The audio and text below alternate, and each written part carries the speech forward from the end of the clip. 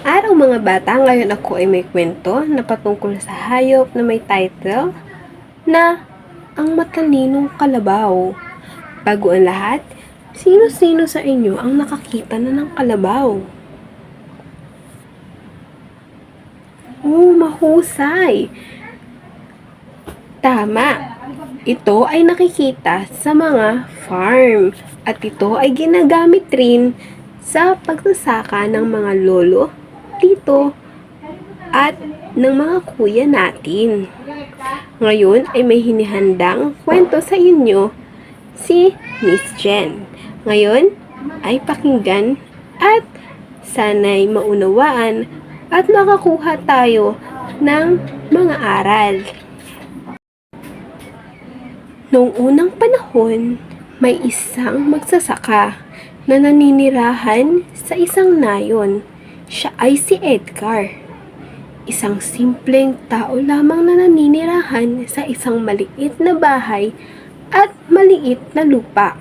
May isa siyang alagang kalabaw na nagngangalang Bounty. Kung iisipin, nga naman ang pangalan ng kalabaw ay naging larawan ng buhay ni Edgar. Dati kasi mahirap na siya. Bago pa lang dumating ang kanyang alagang kalabaw. Masipag magtrabaho si Bounty para sa kanyang amo. Dahil inaaruga niya lang lahat ng bahagi ng lupa, araw man o gabi, tinutulungan pa niya ang amo niya sa iba pang mga gawain. Madaming napatubo si Edgar na mga halaman sa kanyang bukid. Isang araw, habang nasa bukirin si Edgar at si Bounty, nakita ni Edgar na nahihirapan na ang kanyang kalabaw na si Bounty. Kaya naman kinagabihan ay kanyang napag-isip-isip na hayaan at pakawalan na si Bounty upang mamuhay na ng payapa. At pagkahiwalay nila, ay agad-agad namang pinakawalan nito ang kanyang alaga. Kahit na marami ng pinagsamahan si Bounty at si Edgar, ay mas pinili ni Edgar na pakawalan ito. Munting kaibigan, ang sabi ni Edgar. Matagal na rin tayo na nagsama. Kaya ngayon ay papakawalan na kita, sabi nito kay Bounty. Kaya naman si Bounty ay nalungkot. Ngunit, nung iniwan na siya ni Edgar,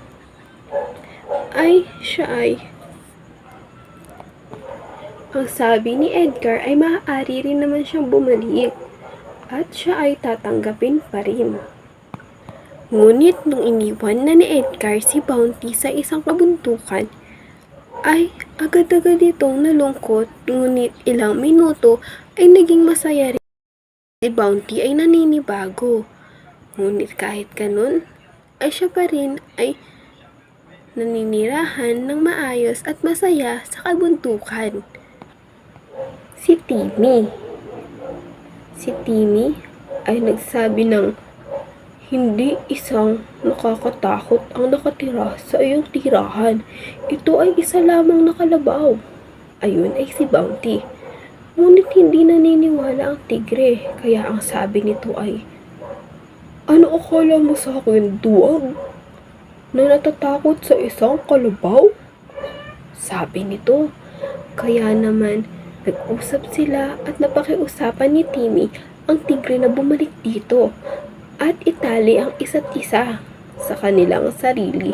Pagkatapos nila itong gawin, ay bumalik sila sa kuweba kung nasaan si Bounty. At nakita ni Bounty na papalapit ang tigre at si Timmy. Nataranta ito, ngunit nagpahinga at kumalma, kaya naisip niya na lokohin ng mga ito. Ang sabi niya ay, Fox, bakit isa lang ang dala mo? Ikaw lang ba ang kakain? Sabi nito. Kaya napaisip ang tigre na niloko siya ng fox at tuluyan ng lumayo at tumakbo. At hindi na naisip ng tigre na siya rin ay may kasama. Basta tumakbo lang siya papalayo.